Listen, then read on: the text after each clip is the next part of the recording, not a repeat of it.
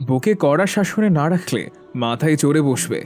ছেলের বউ ঘরে পা দেওয়ার সাথে সাথে কিছু কিছু শাশুড়ি মায়ের মাথার মধ্যে এক ধরনের অদ্ভুত চিন্তা খেলে যায়, আর তা হলো যে কোনো উপায় হোক বৌমাকে হাতের মধ্যে রাখতে হবে। তাদের মনে এক ধরনের আশঙ্কা হয়, এখন যদি বৌমাকে হাতের মধ্যে না রাখতে পারি তাহলে বৌমা আমাদের নিয়ন্ত্রণ করার দুঃসাহস দেখাবে। তাকে হাতের মধ্যে নেওয়ার এটাই মোক্ষম সময়। বউ হাতে থাকা মানে ছেলেও হাতে থাকা। আর বউকে কর্তলগত করার সহজ উপায় হলো তাকে কড়া শাসনের মধ্যে রাখা।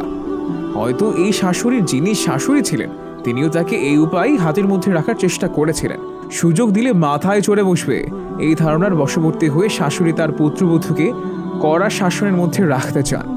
কিন্তু ব্যাপারটা সবসময় এভাবে কাজ করে না। কিছু কিছু ক্ষেত্রে হয়তো দমিয়ে রাখা যায়, কিন্তু বেশিরভাগ ক্ষেত্রেই পরিণতি ভয়াবহ আকার ধারণ করে। নতুন সংসারে সে একেবারে আনাড়ি। আস্তে আস্তে তার শক্তি বাড়তে থাকবে। সন্তান সন্ততি হওয়ার মাধ্যমে জনবল বাড়বে। তখন সুযোগ পেলেই তার এই চাপা ক্ষোভ বিদ্রোহে পরিণত হতে পারে। বিয়ের পর বৌমা যখন শ্বশুর বাড়িতে আসে তখন সে তার মূল্যবোধ, বিশ্বাস, আচার আচরণ সবকিছু সঙ্গে নিয়ে আসে।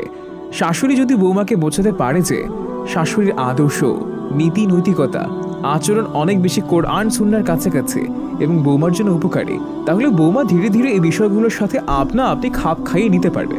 শাশুড়ির ভালো ব্যবহার, আন্তরিক আচরণ থেকে যে বৌমা শাশুড়ির প্রতি আনুগত্য করা শেখে না, তাকে কড়া শাসনের মধ্যে রেখেও আনুগত্য শেখানো যায় না।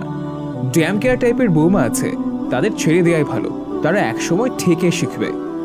কিন্তু ড্যাম কেয়ার বৌমা এবং যারা অনুগত বৌমা, তাদের উভয়কে নিয়ন্ত্রণের ক্ষেত্রেই শাশুড়ি যদি কড়া শাসনের উপায়গুলো বেছে নেন তবে এটা শাশুড়ির একটা ভুল। কাউকে ইশারায় শেখানো যায়, আবার কাউকে মেরে বকেও শেখানো যায় না। সব ধরনের মানুষকে শেখানোর পদ্ধতি এক না, বরং ভিন্ন ভিন্ন।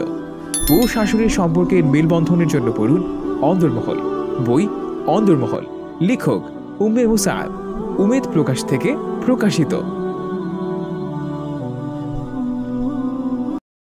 আসমানের আয়োজন, দুনিয়ার আবেশে আসমানের আয়োজনে।